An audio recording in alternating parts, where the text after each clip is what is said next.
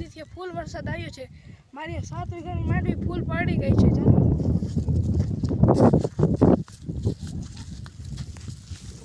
જોઈ લ્યો ભાઈ, આ માંડવી આખી કાળી પડી ગઈ છે. આ માલને ખાવા માટે ભૂકો નથી હોય તો માંડવીનું સકર પૂરું થઈ ગયું છે, ખરાબ થઈ ગયું છે.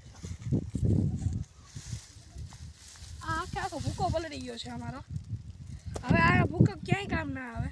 આ ભૂકો કામ ના આવે, આમાં માંડવી કાળી પડી ગઈ છે એટલે આ ક્યાંય કામ આવે નથી. માંડવીનું ભૂકાનું પતન થઈ ગયું છે સાવ.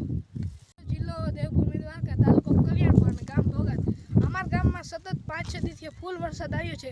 મારી 7 વીઘાની માંડવી ફૂલ પડી ગઈ છે.